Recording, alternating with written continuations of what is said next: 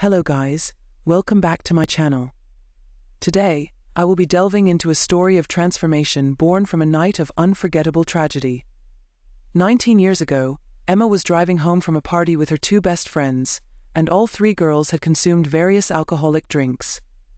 While driving home, Emma was involved in a car accident that tragically resulted in the death of her friends. She is here with me today to share the events of that fateful night and the profound journey that followed. Emma, thank you for coming. Welcome to my channel. Thank you for having me. I am here in hopes that sharing my story will prevent others from making the same mistake. Now, let's start at the beginning. You were 17 years old, a high school senior, popular, and then came the night that changed everything. Tell us about that night. It was our high school graduation party. It was supposed to be the celebration of our freedom, no more curfews, no more textbooks. We just wanted a night filled with good music, dancing, laughter, fun, drinks, and maybe a little something extra to elevate the mood. However, the night didn't unfold as we'd hoped. It became the worst night of my life. The party was at Danny's place. His parents, who were wealthy and often away on business, left him with a lot of freedom, the house staff having little control over his actions. So, my two best friends, Chloe and Sue, and I headed to the graduation party at his house, where the atmosphere was electric, filled with loud music and high spirits. Amidst the abundance of drugs and alcohol, and the overwhelming peer pressure, we lost ourselves. We danced, we laughed, and we indulged more than we should have, not stopping to consider the consequences of our actions. And the drive home? How did you end up driving Chloe's car? The party had extended onto the porch, and by the time we were leaving Danny's house, Chloe was visibly drunk, tripping over a few times as we were heading out. Sue was also in no state to drive. Convinced I was sober enough, I decided to take the wheel. I figured driving couldn't be that hard, after all, it was just a few blocks to my house, and it was past midnight, so the roads should be empty. In hindsight, I was naive. I thought I was invincible. Then came the accident. How exactly did that happen? To this day, I'm still not entirely sure what went wrong. I've replayed the accident over 1,000 times in my mind. All I know for certain is that it happened so fast. Our laughter was still in the air when the car suddenly accelerated. Then came a sharp turn, a deer caught in the headlights, and the car swerved. Everything spun chaotically as the car flipped multiple times, culminating in a thunderous crash on the road. What a horrifying experience. What do you remember after the accident?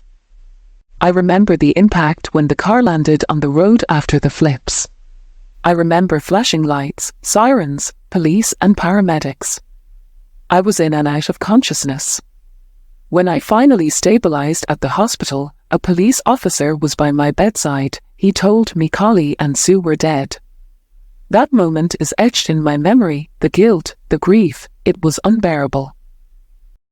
There was police investigation, right? What were you charged with? I was charged with driving under the influence, DUI, and vehicular manslaughter.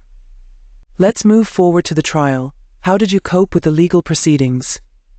The trial was excruciating. Every day in court was a reminder of the pain I caused.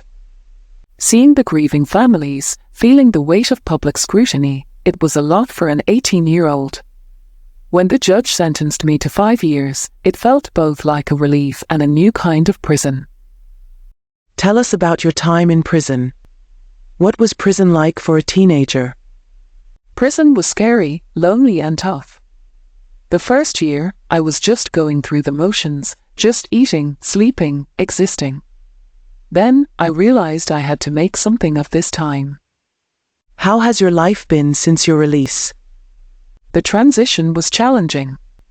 Reintegrating into society, finding a job, dealing with the stigma, it took time. But my family and friends were very supportive. Today, I work with a nonprofit focused on substance abuse education. I have dedicated myself to speaking out about my experiences. I visit schools and talk to teenagers about the dangers of impaired driving. I volunteer for organizations that support the victims of drunk driving.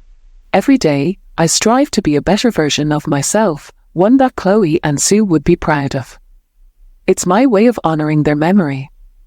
I know doing this won't fix my past, but it will help others navigate the road ahead.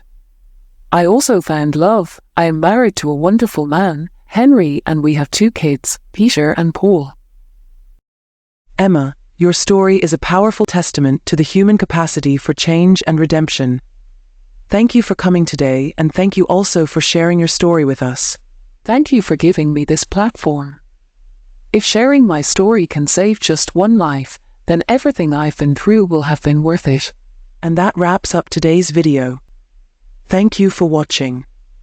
If you liked this video, please give it a thumbs up, share it, and don't forget to subscribe for more intriguing stories. It will really support my channel if you do so. I would also love to hear your thoughts, so please leave a comment below. Stay glued to my channel because I have so much more coming your way. This is a Stories of Our Lives by Esther. And I will see you in my next video. Bye for now.